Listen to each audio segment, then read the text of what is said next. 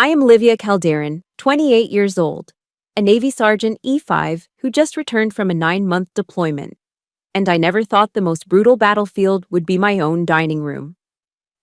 On Christmas Eve, amidst the sound of Bing Crosby and the smell of roasted turkey, my stepfather Richard shoved me face first onto the hardwood floor.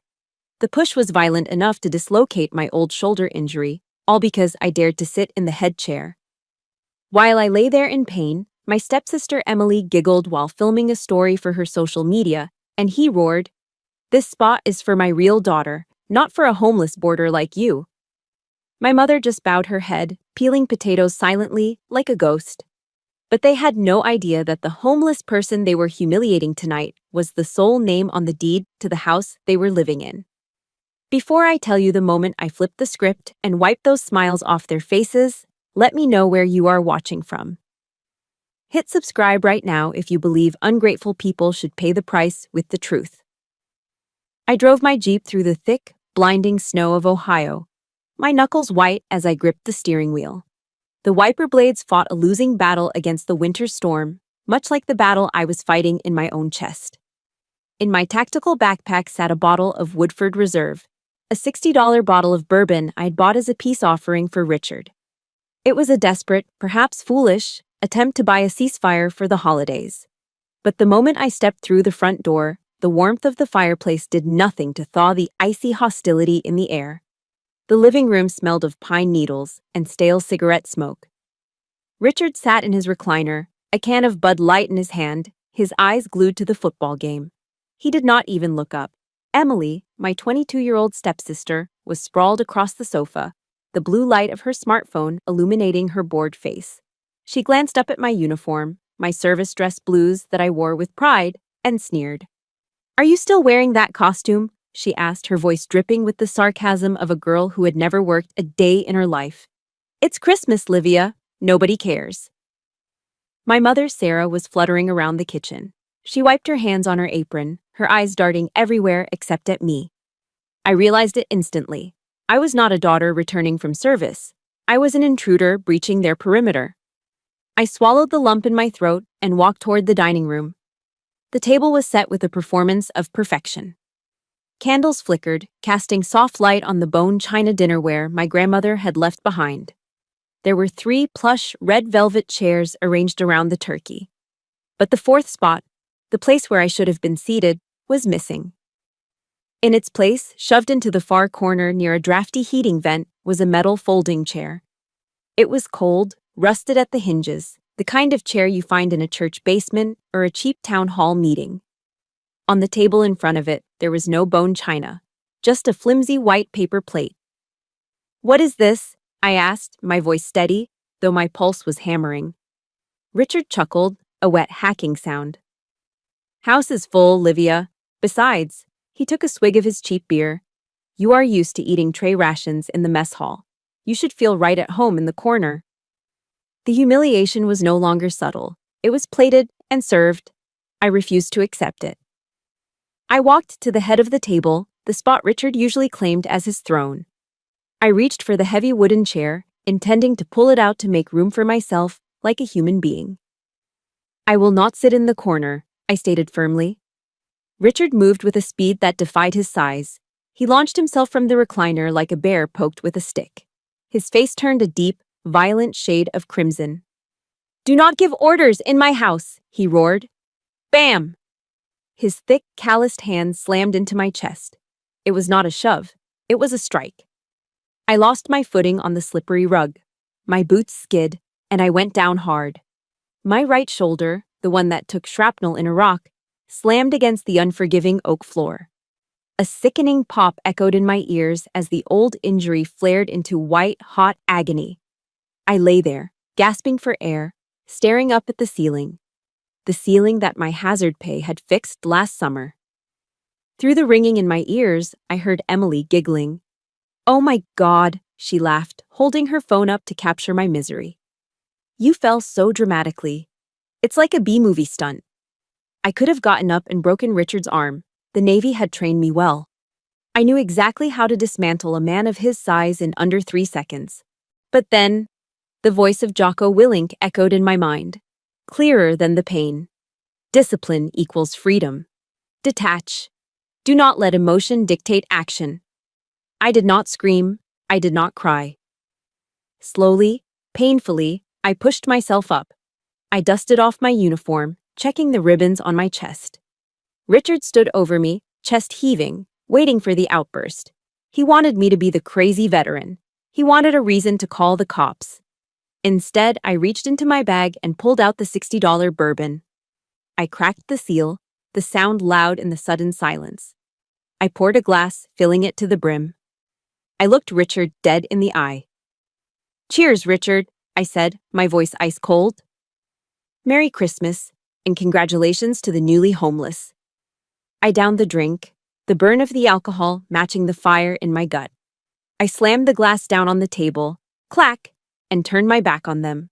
I walked out the door, into the blizzard, leaving them in the silence of the house they foolishly thought they owned. I sat in my Jeep, parked on the shoulder of the snowy road just a few blocks from the house. The engine was idling, the heater blasting against my frozen hands, but the chill deep in my bones had nothing to do with the Ohio winter. My right shoulder throbbed with a dull, rhythmic ache, a physical reminder of the shove that had just ejected me from my own dining room. As I rubbed the tender joint, my mind did not stay in the present. The pain dragged me back through the years, forcing me to reopen the cold case file of how I ended up here, shivering in a car while a tyrant feasted at my table. I was 17 when my biological father died. He was a good man, quiet and hardworking, the kind who saved every penny in a coffee can. He left behind a life insurance policy worth $50,000. It was meant to be a safety net for my mother and me, a chance for college, a chance for security. Richard entered the picture 2 months after the funeral. He came with a slick smile and a promise that tasted like ash.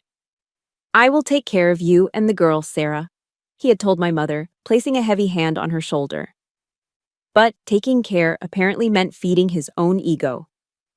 Within 6 months, that $50,000 had evaporated.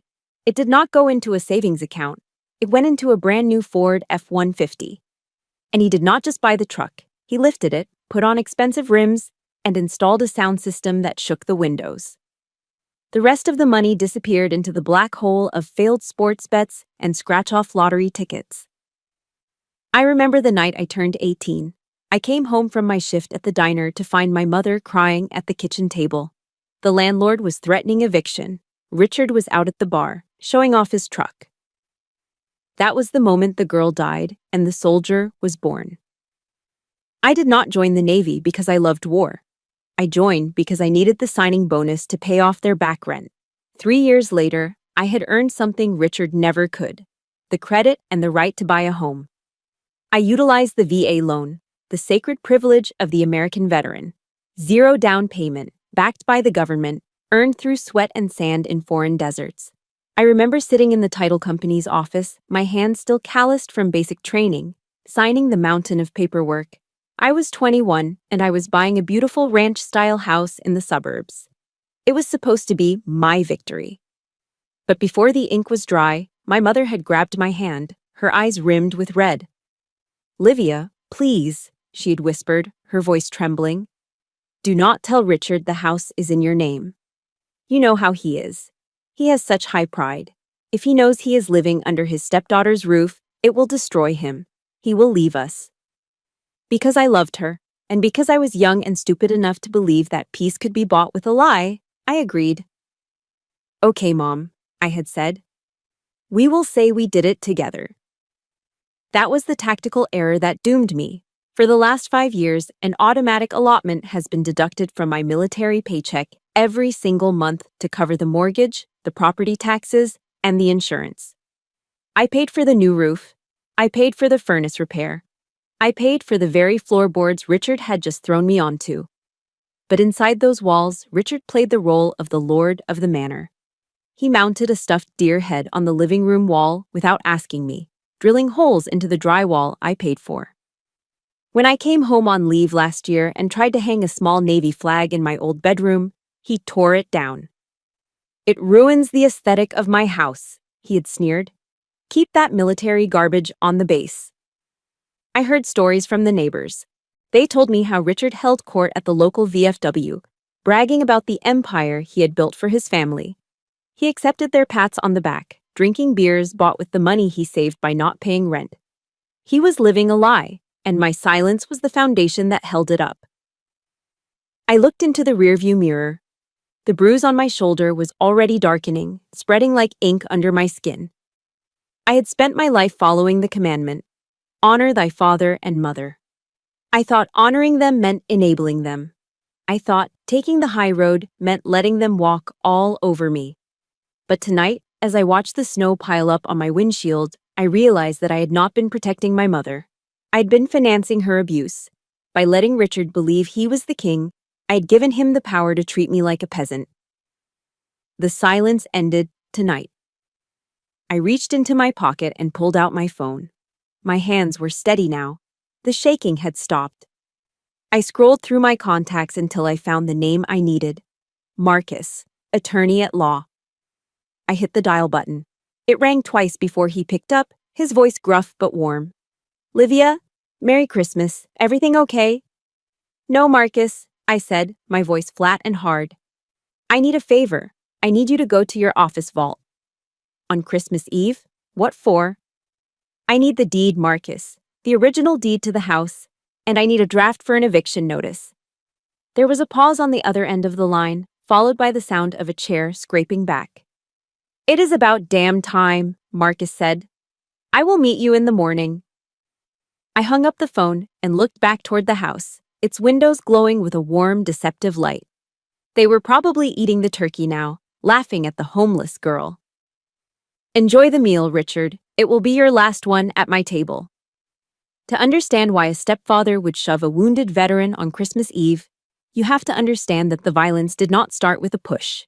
It started with 1,000 tiny cuts, inflicted over the 3 days leading up to the holiday. I arrived home 72 hours before the dinner. I walked down the hallway toward my old bedroom, the one place in this house I still considered my sanctuary. It was where I kept my sea bag, my books, and the few memories of my biological father that I had managed to save from Richard's pawnshop purges. I opened the door, expecting the smell of old books and lavender. Instead, I was hit by a blinding explosion of neon pink and the chemical stench of cheap hairspray.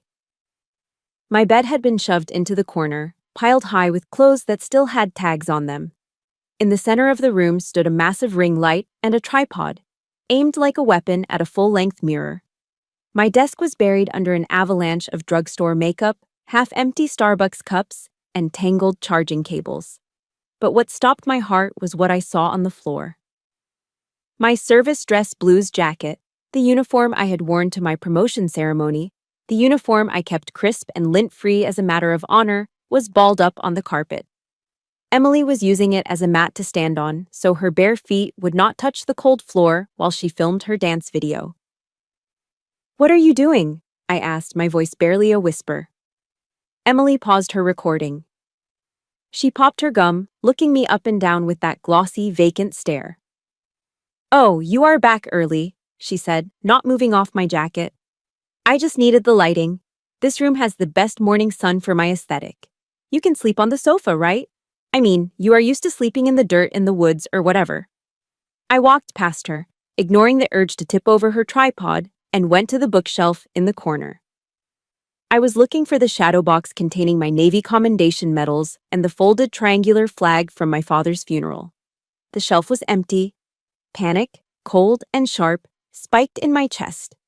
I fell to my knees and started tearing through the room. I found them under the bed, shoved into a cardboard box that smelled of mold, sitting right next to a pile of Emily's muddy sneakers. The glass on the shadow box was cracked. "Why did you touch these?" I growled, clutching the box to my chest. My mother appeared in the doorway, wiping her hands on a dish towel, looking terrified of the conflict. "Now, Livia, do not be dramatic," she pleaded. Emily needed creative space. Those medals, they look a little violent. They were throwing off the positive vibes of her livestream background.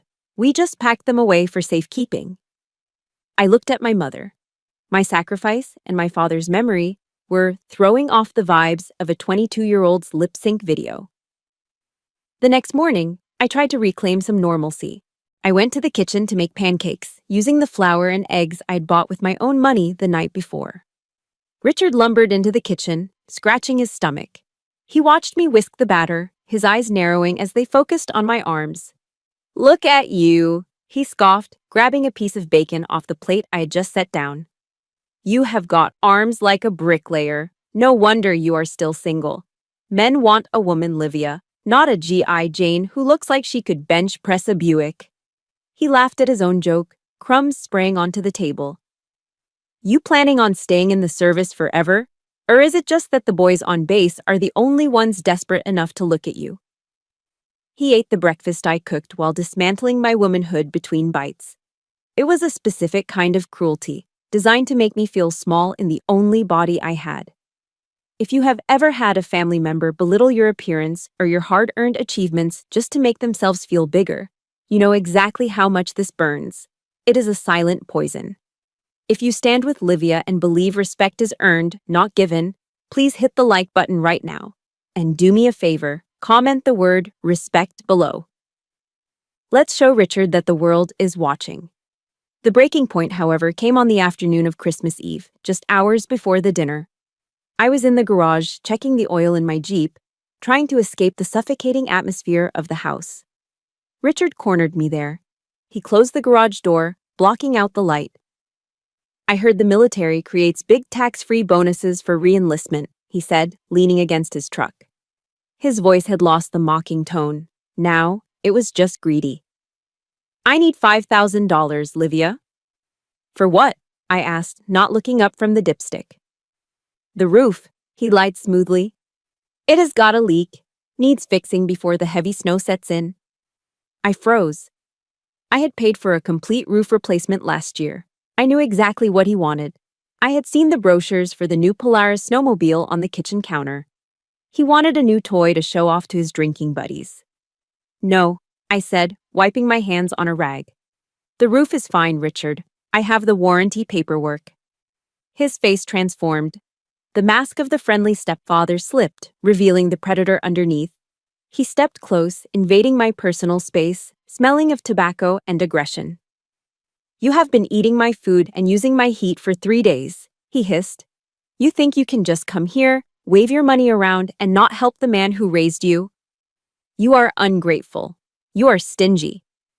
He looked at me with pure disgust, then gathered spit in his mouth and spat on the concrete, inches from my combat boots. "Cheap," he muttered, turning to walk away. That spit was the declaration of war. When he pushed me later that night, it was not an accident. It was the punishment for saying no. I drove away from the house with the engine roaring, putting as much distance between myself and Richard as the icy roads would allow.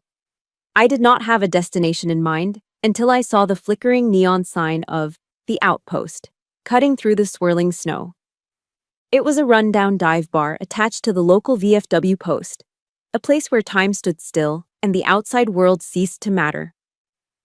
The wind howled like a banshee as I stepped out of the Jeep, the cold air biting at my exposed face. But the moment I pushed open the heavy wooden door, the atmosphere shifted. The air inside was thick and warm, smelling of stale beer, lemon floor cleaner, and the faint, ghostly scent of tobacco smoke that had seeped into the walls decades ago. Creedence Clearwater Revival was playing low on the jukebox, a familiar rhythm that felt like a heartbeat.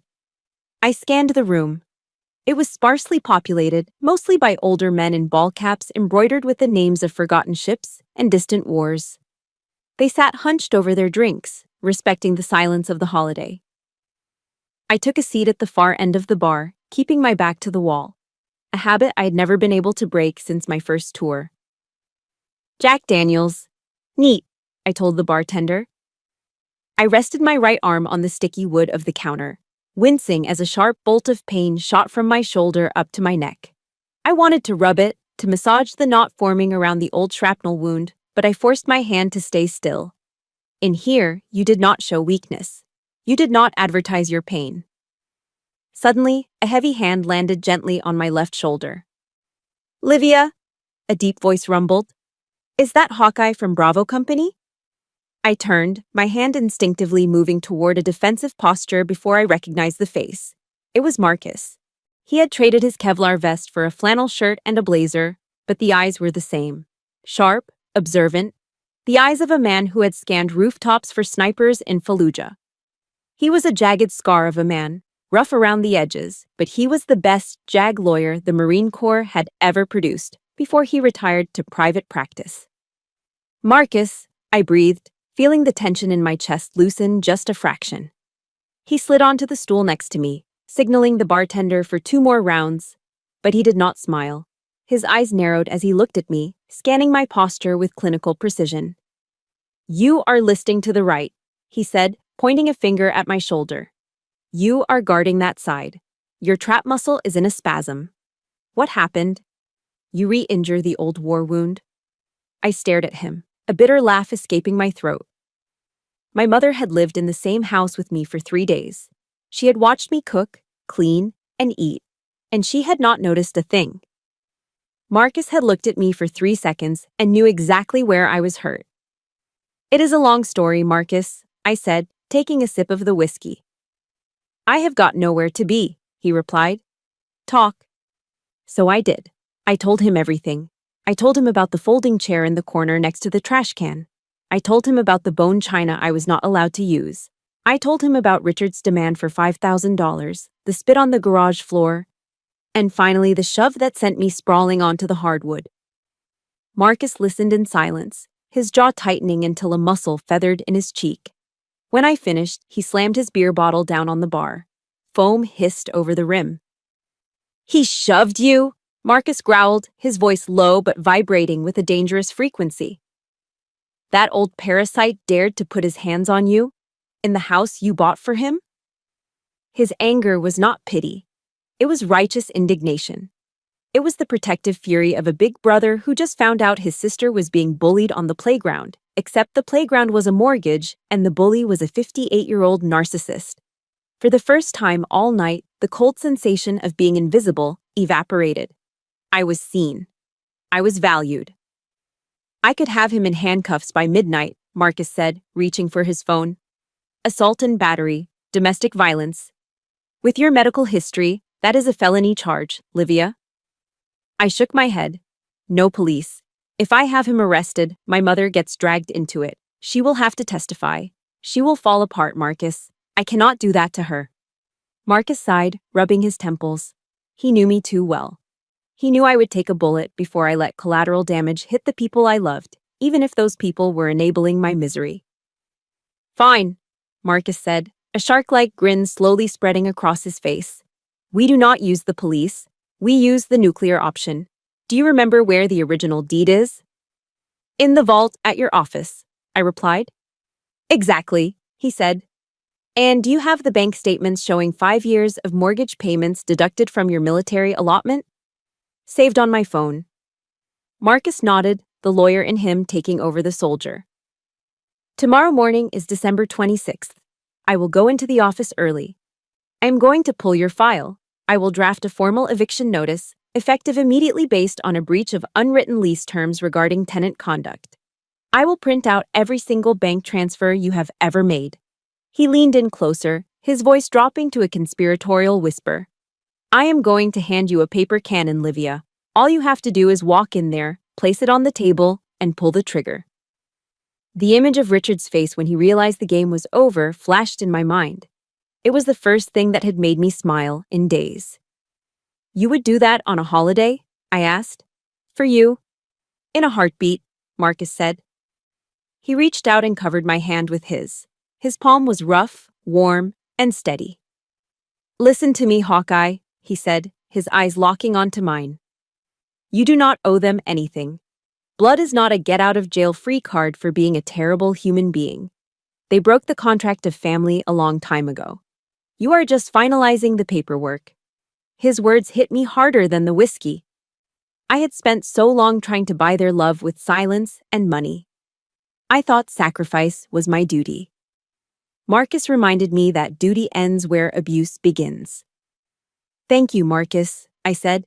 "Prepare the file. Tomorrow I am taking back what is mine." I finished my drink and stood up. My shoulder still throbbed, but the pain felt different now. It was no longer the ache of a victim. It was the battle scar of a survivor. I walked out of the outpost and back into the blizzard. The wind was still screaming, but I did not shiver. I had a plan, I had a weapon, and most importantly, I knew I was right. I checked into a Motel 6 just off the interstate, the kind of place where the neon sign buzzes loud enough to hear through the thin glass, and the parking lot is filled with long-haul truckers and people who have nowhere else to go on Christmas Eve. The room smelled of industrial-strength bleach and despair. The carpet was sticky, and the heater rattled like it was dying, but it was warm, and more importantly, it was mine. I paid for it with cash. No one could kick me out. No one could tell me where to sit. I locked the deadbolt and threw my bag on the bed. Slowly, methodically, I began to strip off my uniform. I hung the jacket with care. Old habits die hard. But when I peeled off my undershirt and stood before the bathroom mirror, the soldier vanished, leaving only a battered woman. The lighting in the bathroom was harsh and fluorescent, unforgiving in its honesty. I turned my shoulder toward the glass. The bruise had bloomed. What had been a red mark an hour ago was now a deep, violent shade of purple and black, spreading across my deltoid and down toward my chest like a storm cloud. I touched it gently with my fingertips. A sharp bolt of pain shot through my nerve endings, stealing the breath from my lungs. This was not a nightmare. This was not a misunderstanding. This was physics. Richard, a man who lived off my paycheck, who ate the food I bought, had put his hands on me with the intent to harm. He had marked his territory on my skin. I reached for my phone, but not to call anyone. I opened the camera and snapped 3 photos of the injury from different angles. I was not going to post them on social media for sympathy like Emily would. I was documenting evidence. This was the first step in admitting that my kindness had been a fatal strategic error. Then, the phone buzzed in my hand. A text message. My heart hammered against my ribs. A tiny, foolish part of me hoped it was an apology. I hoped it was my mother saying she had packed her bags, that she was leaving him, that she chose me. I looked at the screen. Mom. Livia, please come back. Dad is not mad anymore. He says if you come in and apologize for your attitude earlier, he will let you sleep on the sofa tonight. It is Christmas. Do not be stubborn. I stared at the words, reading them over and over until they blurred. She did not ask if I was hurt. She did not ask where I was sleeping in a blizzard. She did not ask if my shoulder, the one she knew was reconstructed with titanium pins, was okay. Her only concern was managing Richard's mood. She was negotiating the terms of my surrender. Apologize. Apologize for being shoved. Apologize for being humiliated. Apologize for existing in a space I paid for. Something inside me, something soft and daughter-like that I had been protecting for years, finally died. I realized then that my mother was not a hostage in that house. She was a collaborator. She had seen the violence, and she had chosen to protect the aggressor because it was easier than facing the truth. She was an enabler, and in that moment, she was just as dangerous to me as Richard. I did not reply. Instead, I closed the messaging app and opened my banking application. I logged in and scrolled down to the recurring transfers. There it was, scheduled to go out in 5 days. Mortgage payment, $1,200. For 5 years, every time I saw that number leave my account, I felt a swell of pride. I thought I was building a nest egg. I thought I was being a good daughter.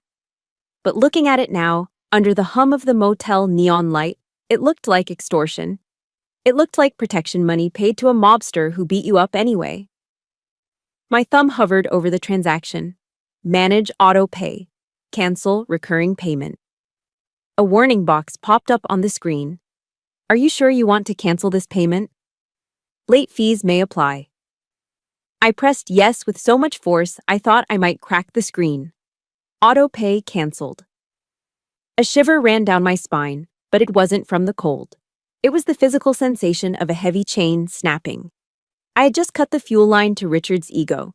Without my money, without my silence, the facade of his life would crumble within 30 days. I wasn't just stopping a payment, I was taking back my power. I turned off the lights and lay on the stiff mattress, staring at the ceiling shadows. The wind howled outside, sounding like the ghosts of my past trying to get in. My mind started to race. Guilt, fear, anger. A chaotic whirlwind threatening to pull me under. I reached for my phone one last time and put in my earbuds. I navigated to my podcast library and selected Jocko Willink. I needed a voice that didn't offer pity. I needed a commanding officer. Discipline equals freedom, the gravelly voice whispered in my ear. Don't let your emotions control you. Detach. Step back. Look at the situation from above. Assess, plan, execute. I closed my eyes and breathed in rhythm with the voice. Detach. I pushed the image of my mother's weeping face out of my mind. That was an emotional distraction. Assess. I was the legal owner of the property at 420 Oak Street. The occupants were hostile squatters who had violated the verbal lease agreement through physical assault. Plan. I had the deed. I had the eviction notice Marcus was printing. I had the financial records. I was no longer the sad girl crying in a motel room. I was Sergeant Calderon. And I was preparing for urban combat. Objective: secure the perimeter and reclaim the base. Hostiles: 1 adult male, volatile, civilians, 2 adult females, compromised and manipulated. Hour: 0800 hours tomorrow. Weapon: the absolute, undeniable truth. I pulled the scratchy blanket up to my chin. I didn't cry. I didn't dream. I slept the deep, dreamless sleep of a soldier the night before the invasion. Tomorrow was going to be a long day. At 7 o'clock in the morning, the alarm on my phone vibrated against the cheap laminate nightstand. I did not hit snooze. I was already awake, staring at the ceiling, breathing in a 4-count rhythm. In, 2, 3, 4, hold. Out, 2, 3, 4. I rolled out of bed and stepped directly into a freezing cold shower. The shock of the icy water hit my skin like a slap, washing away the grogginess of the motel sleep and sharpening my senses.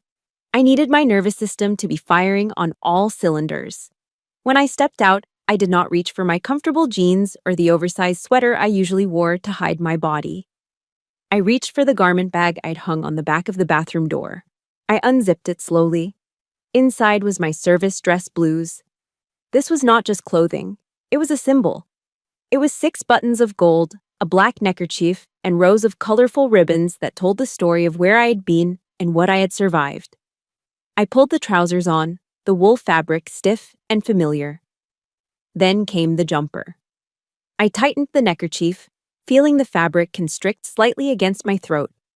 It was a sensation that usually made me feel confined, but today, it felt like a neck brace holding my head high. I fastened the gold buttons one by one. Click, click, click. Each one felt like I was locking a piece of armor into place.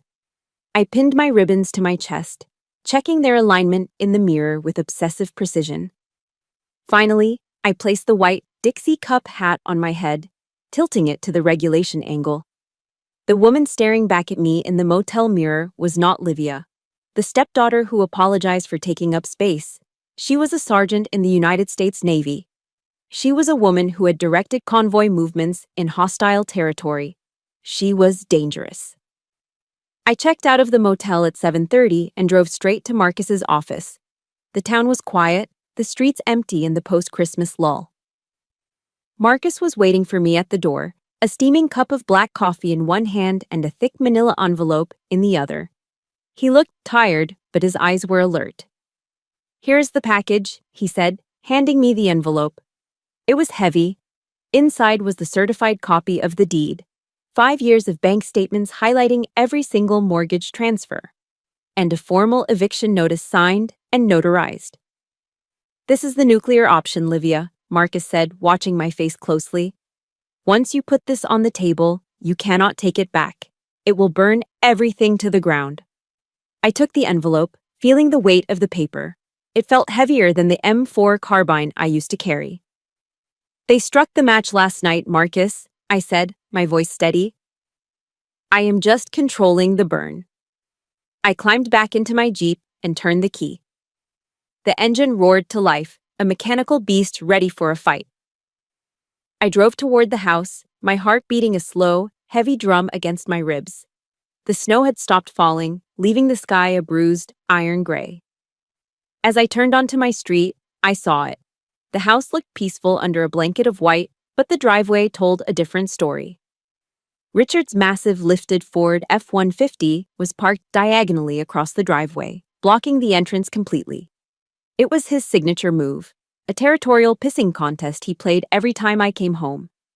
Usually, I would sigh, park on the street, and walk up the icy path to avoid upsetting him. Not today. I did not slow down. I shifted my Jeep into four-wheel drive and swerved off the pavement. My tires bit into the front lawn, tearing through the pristine layer of snow and churning up the frozen earth beneath. I drove right past his truck, leaving deep, muddy ruts in the grass he was so proud of, and pulled up inches from the front porch. I cut the engine. The sudden silence was deafening. I stepped out of the car. My polished black boots hit the concrete walkway with a loud, authoritative clack, clack, clack. The front door swung open. Richard stepped out, wearing a stained bathrobe and clutching a snow shovel. A cigarette dangled from his lip. He looked ready to scream about his lawn, but when he saw me, the words died in his throat. He blinked, taking in the uniform, the ribbons, the hat. For a second, he looked unsure. But then his narcissism kicked back in. He sneered, leaning on the shovel like a sentry guarding his post. "Well, look at this," he laughed, smoke curling from his mouth. "The general has returned. What is with the costume? You think playing dress-up is going to scare me into letting you back in for breakfast?" He stepped forward, using his large frame to block the doorway. He loomed over me, trying to cast a shadow, trying to make me feel small. It was the same intimidation tactic he had used since I was 17. If you have ever had to stand your ground against a bully who thought they were bigger and stronger than you know how fast your heart beats in this moment. If you are ready to see Livia take back what is hers, please hit that like button right now. And do me a huge favor. Comment Team Livia below. Let's show her she has an army behind her. I did not flinch. I did not look down. I looked him dead in the eye, my gaze colder than the winter air. "Step aside, Richard," I said. "Or what?" he challenged, smirking. "You going to cry again? Go back to your car. You are not eating my food." I took a step forward, invading his space, forcing him to shift his weight back. "I am not here to eat," I said, clutching the manila envelope tight. "I am here to take out the trash." I brushed past him, my shoulder checking his arm as I walked through the door and into the warmth of the house I owned, leaving him standing in the cold with his mouth open. I did not wait for Richard to move. I dipped my shoulder and brushed past him, my dress uniform scraping against his stained bathrobe. He was too stunned by my audacity to stop me. I walked down the hallway, the rhythmic strike of my heels on the hardwood echoing like a countdown clock. I entered the dining room. The domestic scene before me was almost comical in its normalcy. My mother and Emily were seated at the table, picking at a breakfast of scrambled eggs and burnt toast. The smell of cheap margarine and coffee hung heavy in the air. When my mother saw me, her hand spasmed. Her fork clattered onto her ceramic plate, the sharp noise slicing through the silence. "Livia," she stammered, her face draining of color. Her eyes darted frantically over my shoulder, looking for Richard, looking for the storm she knew was coming. You came back." Emily didn't even look up from her phone. She was propped up on one elbow, scrolling through comments on her live stream. "If you are here to apologize, make it quick," Emily mumbled, popping a piece of toast into her mouth. "I'm live right now, and I really don't need your negative energy ruining my engagement metrics." I didn't answer. I didn't even look at her. Instead, I began to circle the table. I moved slowly, deliberately, like a shark patrolling the perimeter of a reef before the strike. I walked behind my mother, feeling her shrink away from me. I walked behind Emily, pausing for a second to glance at the ring light reflecting in her vacant eyes. I walked past the empty folding chair in the corner, the metal cage they had tried to put me in, and kicked it aside. It fell with a loud metallic crash. Emily jumped. My mother flinched. Then Richard stormed into the room. He looked like a mad bull, his face a mottled map of red rage. He marched toward the table, slamming his hand down so hard that the coffee cups danced in their saucers. Brown liquid sloshed over the rim of his mug, staining the tablecloth. "Are you deaf, girl?" he roared, his voice shaking the walls. "I told you to get on your knees and apologize. You don't walk into my house dressed like a clown and ignore me." The room fell into a terrified silence. In the past, this was the moment I would have crumbled. I would have looked at my shoes, mumbled an apology, and begged for peace. But the Livia who begged was dead. I reached up and slowly removed my white Dixie cup hat. With deliberate care, I placed it on the table, right next to the platter of bacon. In Navy culture, placing your cover on the mess deck table is a breach of etiquette, but here it was a flag planting. I was claiming this territory. Then I turned to the head of the table, Richard's seat. It was a heavy oak chair with armrests, the only one of its kind at the table. It was his throne. It was where he sat to dispense his judgments and insults. I grabbed the back of the chair. I dragged it out. The wooden legs screeched against the floor, a sound like a scream. I sat down. I settled into the cushion, rested my elbows on the armrests, and laced my fingers together. I looked up at Richard. The reaction was immediate and visceral. My mother gasped, covering her mouth with both hands. Emily finally lowered her phone, her mouth hanging open, realizing that something unprecedented was happening. And Richard? Richard looked like his brain had short-circuited. "You!" he sputtered, a vein in his forehead pulsing dangerously. "You dare sit in my chair? In my house?" He took a menacing step toward me, raising his hand. It was the same motion he had used the night before. He intended to strike me again. He wanted to slap the insolence out of my face. I didn't flinch. I didn't blink. I didn't move a muscle. I just watched him with the cold, dead eyes of a predator who knows the prey has already lost. My right hand moved slowly to the manila envelope I had placed on the table. I tapped it once with my index finger. Tap. "Sit down, Richard," I said. My voice was not loud, but it was hard as granite. "Standing is tiring for a man of your age." He froze. The sheer unnatural calmness of my demeanor stopped him. Bullies operate on fear. They need the flinch, the tear, the plea for mercy to fuel their power. When they don't get it, their system crashes. He lowered his hand, uncertainty creeping into his eyes for the first time. "I have a late Christmas gift for you," I continued, sliding the thick brown envelope across the polished wood. It stopped right in front of his plate, resting next to the coffee stain. "I think you will appreciate this more than the bourbon I bought yesterday." Richard stared at the envelope. His eyes narrowed, suspicion warring with greed. I could see the gears turning in his head. He saw the thickness of the package. He remembered the rumor about my re-enlistment bonus. He thought it was cash. He thought I had withdrawn $5,000 to buy his forgiveness and save my place in the family. "What is this?" he grunted, his voice losing some of its edge. "You think you can buy me off? You think money fixes respect?" "Open it," I commanded. "But be careful. The contents might be a little hard to swallow on an empty stomach." Greed won. It always does with men like him. He snatched the envelope from the table. "This better be good," he muttered. He ripped the top of the envelope open with violent, jerky movements. He reached inside and pulled out the stack of documents. The first thing that fell out wasn't a stack of $100 bills.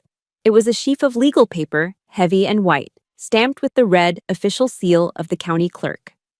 The papers hit the table with a dull thud. My mother leaned forward, squinting to see. Emily craned her neck.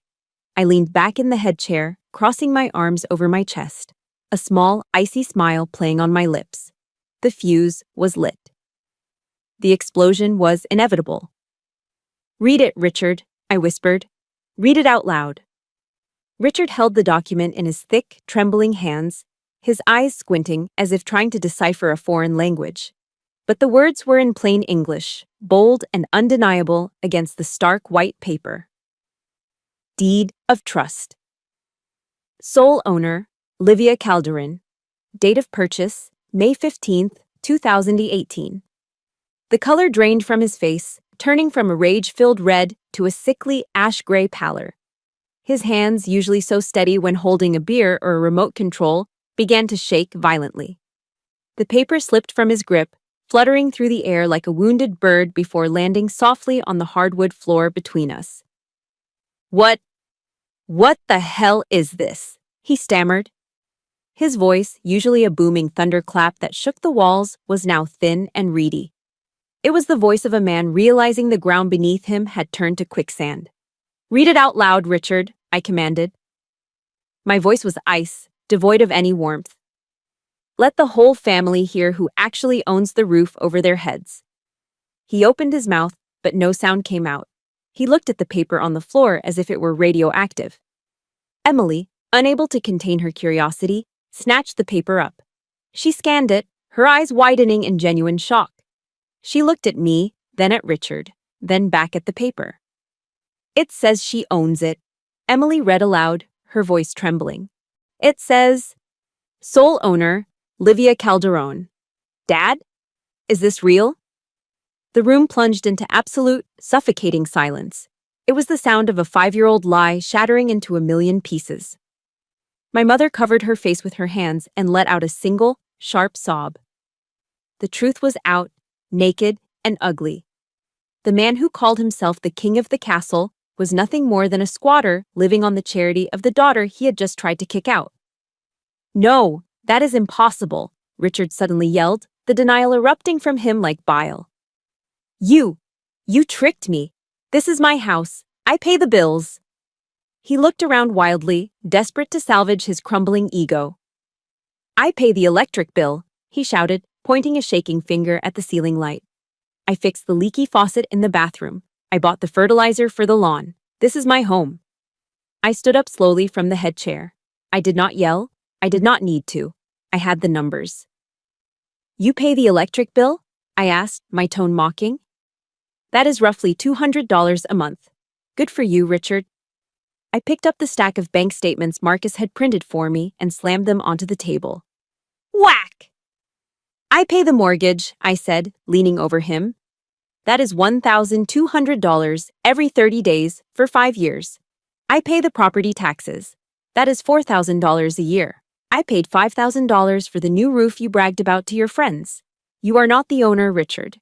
You are a tenant, and you are a terrible, ungrateful, violent tenant." Every number I spoke was a physical blow. I watched him shrink. The narrative he had built for himself, the provider, the patriarch, the success story, was dissolving. He wasn't a hero. He was a moocher. "Now," I said, stepping around the table until I was standing right next to him. "Let us talk about last night." Richard instinctively took a step back, bumping into the china cabinet. The plates rattled, a sound of fragility. For the first time in my life, I saw genuine fear in his eyes. "You assaulted the property owner," I stated, my voice dropping to a dangerous whisper. "Under Ohio state law, that is domestic violence. I can call the police right now. I can show them the bruise on my shoulder. I can show them the deed." I pulled my phone from my pocket and held it up. My thumb hovered over the emergency call button. "I can get a restraining order, Richard. The police will come here, put you in handcuffs, and drag you out to your truck in front of all the neighbors. You will lose your reputation. You will lose your freedom. You will be nothing more than a violent old man with an arrest record." "No!" The scream didn't come from Richard. It came from my mother. She threw herself out of her chair and rushed toward me, grabbing my arm. Her face was wet with tears, her eyes wide with panic. "Don't call the police," she begged, clutching my sleeve. "Livia, please, do not do this to him. It will kill him." I looked down at her. For years she had stood between us to protect him from my truth. Now she was begging me for mercy. The power dynamic had shifted so completely it was almost dizzying. She wasn't defending his actions. She was pleading for his survival. I looked back at Richard. He was trembling like a leaf in a storm. He knew I had him. He knew I could end his life as he knew it with one tap of my thumb. I lowered the phone slowly. "I will not send you to jail today," I said. "But the game is over. The rules have changed." I pointed to the grandfather clock in the hallway. "You have exactly 60 minutes, I declared. "You can go upstairs, pack your bags, and get out of my house forever. Richard opened his mouth to protest, but I cut him off with a sharp gesture. Or, I continued, pointing to the corner of the room, you can go pick up that metal folding chair, the one you made me sit in last night, and bring it back here. I stared deep into his eyes, stripping away the last shreds of his dignity. If you want to stay under my roof, you will sit in that chair, and you will listen to my conditions. The choice is yours, Richard. The clock is ticking. Richard looked at the door, then at me, and finally at the rusted metal chair lying on the floor where I had kicked it. The arrogance was gone. The king was dead. He swallowed hard, his Adam's apple bobbing in his throat. Then, without a word, he turned his back on the door. He walked slowly, his shoulders slumped in defeat, toward the folding chair. He picked it up, his hands shaking, and carried it back to the table. He placed it down opposite me, and he sat. The 60-minute deadline I had given Richard came and went, but the front door never opened. The sound of a suitcase zipper never zipped. The truck engine never started. Instead, a strange, heavy silence descended over the house at 420 Hussines Oak Street. It was not the tense silence of a predator waiting to strike, but the hollow silence of a regime that had toppled. Richard spent the entire morning and afternoon sitting on that rusted metal folding chair. He stared at the wall, motionless, like a statue carved from regret and cheap tobacco. My mother and Emily had retreated to their bedrooms, hiding behind closed doors, too terrified to witness the fallout of the patriarch's collapse. By the time the grandfather clock in the hall chimed 1 a.m, the house was dark, save for the single lamp burning next to the sofa where I sat. I was reading a book, or at least pretending to. My ears were tuned to the slightest sound. I heard the floorboards creak. Richard emerged from the shadows of the dining room. He looked smaller than he had this morning. His shoulders, usually pulled back in a posture of aggressive dominance, were slumped forward. His bathrobe was disheveled, and his eyes were rimmed with red, sunken deep into his face. He walked toward the living room, his steps hesitant. He stopped a few feet away from me, his hands fidgeting with the frayed hem of his sleeve. It was the nervous tick of a child called into the principal's office. "Can I?" His voice cracked, dry and hoarse. He cleared his throat and tried again. "Can I speak with you?" I slowly closed my book and placed it on the coffee table. I didn't invite him to sit on the plush leather recliner, his usual throne. I simply nodded. Richard didn't move toward the recliner. Instead, he pulled over a small, low ottoman and sat down. For the first time in 20 years, he was physically looking up at me. The power dynamic had been re-established, not by force, but by the gravity of truth. "Why do you hate me so much, Richard?" I asked. The question hung in the air, stripped of anger, just raw curiosity. Richard looked down at his hands, his knuckles white. His shoulders began to shake. "I don't hate you, Livia," he whispered, the words barely audible. I am afraid of you." I blinked, taken aback. "Afraid of me?" He looked up, and I saw tears tracking through the stubble on his cheeks. "I grew up with nothing," he confessed, his voice trembling. "My whole life, I tried to be the big man. I tried to be the provider, the guy people respected. But I failed. Every business idea, every bet, every job, I messed it up." He gestured vaguely toward my uniform jacket hanging on the coat rack. "Then you came along, you joined the Navy, you got that uniform, you got the discipline, you got the money to buy this house when you were just a kid. You became everything I wanted to be, but never could. Every time I looked at you, I saw my own failure staring back at me. I saw proof that I wasn't enough." He took a ragged breath. "So, I had to push you down. I had to make you feel small, make you sit in the corner, make you feel like a guest. Just so I could feel like the owner for 5 minutes. It wasn't hate, Livia. It was envy. It was pathetic, weak, old man jealousy. It was a confession so naked, so stripped of his usual bluster, that it sucked the oxygen out of the room. He wasn't a monster under the bed. He was just a sad, broken man terrified of his own mediocrity. I looked at him for a long moment. Part of me, the part that remembered the spit on the garage floor, wanted to crush him. But the soldier in me knew that you don't execute a surrendered enemy. You rehabilitate them, or you neutralize the threat. Understanding your problem is the first step, Richard, I said, my voice steady but firm. But understanding isn't enough. You need action. I reached into the pocket of my sweatpants and pulled out a single sheet of notebook paper. I had spent the last hour writing it out. This is the new lease agreement, I said, handing it to him. If you want to sleep under my roof tonight, if you want to stay married to my mother, you will agree to these terms. Richard took the paper with shaking hands. He squinted in the dim light to read my handwriting. Number 1, I recited from memory. You will attend Alcoholics Anonymous meetings 3 times a week. You will also enroll in anger management therapy at the VA Center downtown.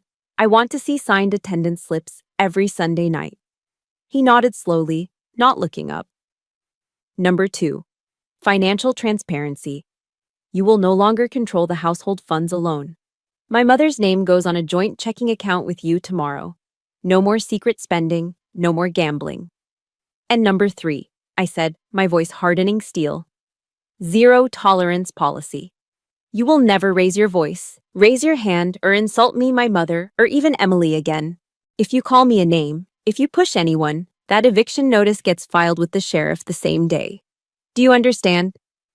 Richard read the paper again. He knew what this was. It wasn't a punishment, it was a lifeline. I was offering him a chance to be the man he pretended to be, rather than the fraud he was. I understand, he said. Do you agree? I agree. He reached for the pen I offered. His hand shook as he signed his name at the bottom of the page. The signature was messy, jagged, but it was there. He handed the paper back to me, then looked me in the eye. The arrogance was gone, replaced by a profound exhaustion. Thank you, Livia, he said, his voice thick with emotion. Thank you for not throwing a useless old man out into the snow. I didn't do it for you, Richard, I said, folding the paper and putting it back in my pocket. I did it for my mother. And I did it because this house deserves peace. He nodded, stood up slowly, and shuffled toward the stairs. He looked 10 years older than he had this morning. Good night, Livia, he murmured. Good night, Dad, I said. It was the first time I had used the word without choking on it. It wasn't a term of endearment yet. It was a rank I was allowing him to earn back. I turned off the lamp and lay down on the sofa, pulling the blanket up to my chin. For the first time in 5 years, inside the house that I owned, I closed my eyes and fell into a deep, dreamless sleep. And for the first time, I didn't lock the door. 3 months had passed since the night of the eviction notice. The brutal Ohio winter finally broke, retreating north to make way for a fragile, hopeful spring.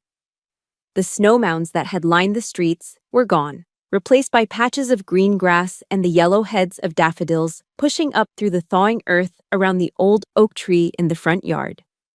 I pulled my Jeep into the driveway on Easter Sunday. The first thing I noticed was the order. For years, Richard parked his massive Ford truck diagonally, blocking the path, a metal beast marking its territory. Today, it was parked perfectly parallel to the garage door, leaving ample space for me. It was a small detail, a geometric adjustment, but in the language of our household, it spoke volumes. It was a silent admission of respect.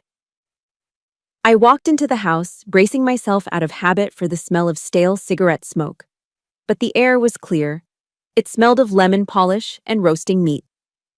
Happy Easter, Liv! Emily walked out of the kitchen. She wasn't holding a ring light or staring at a screen.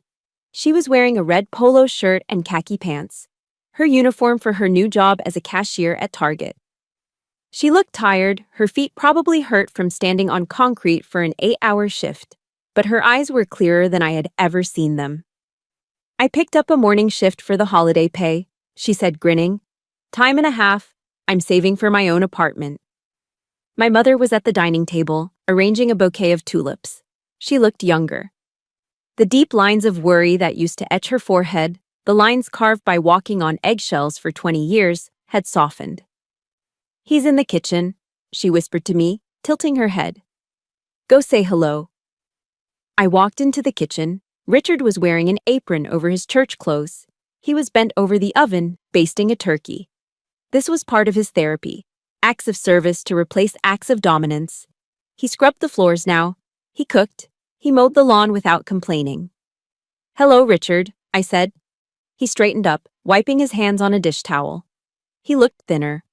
The bloat from the cheap beer was gone, replaced by a healthier, albeit more weathered, complexion. Sobriety suited him. "Livia," he nodded, his voice quiet. "Turkey needs 10 more minutes. Why don't you go sit down?" We gathered in the dining room. The table was set with the same bone china from Christmas, but the atmosphere couldn't have been more different. The tension that used to suffocate this room was gone. And most importantly, there was no metal folding chair. There were 4 proper wooden chairs. Richard brought the turkey out, placing it in the center of the table. He didn't sit immediately. He stood at the head of the table, the spot that had caused a war 3 months ago, and looked at me. He looked nervous, his hands fidgeting with the hem of his apron. "Before we eat," Richard said, clearing his throat, I have something for you." He reached into his pocket and pulled out a small rectangular box covered in blue velvet.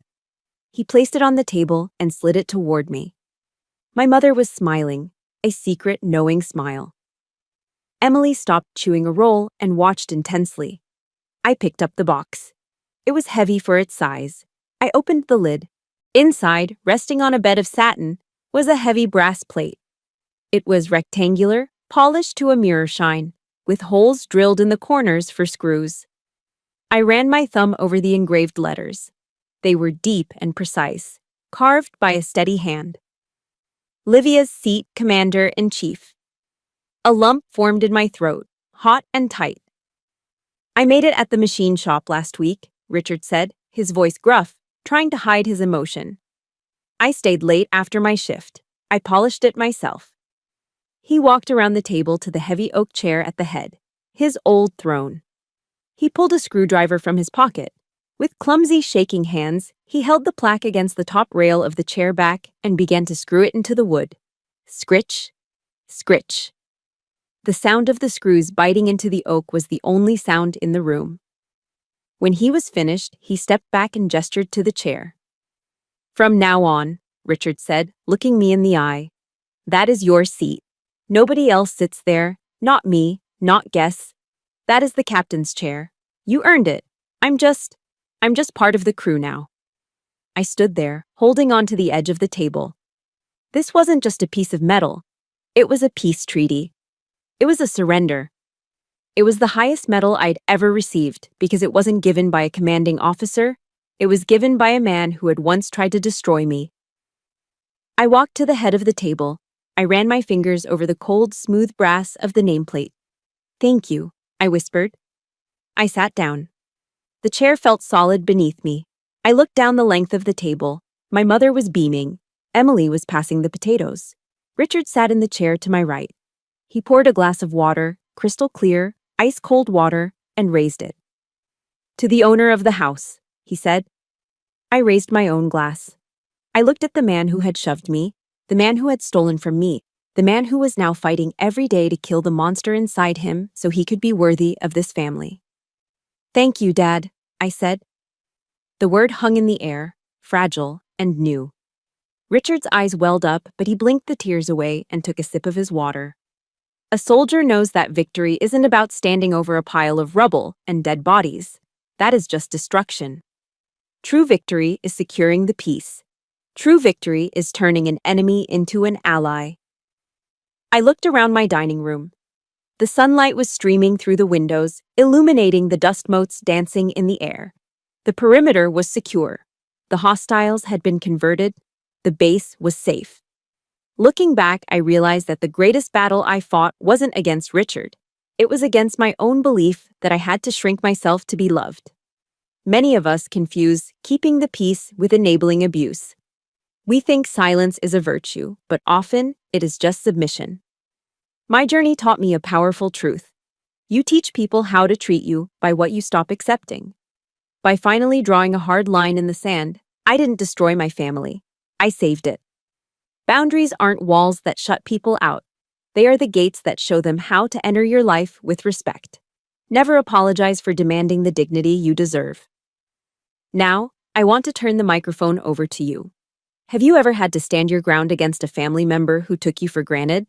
Did finding your voice change the relationship, or did you have to walk away? Please share your story in the comments below. This community is a safe space, and your experience might be the courage someone else needs today. If Livia's victory gave you hope, please hit that like button and subscribe to the channel. Turn on notifications so you never miss a story about justice, resilience, and truth. Thank you for listening, and remember, you are the commander of your own life.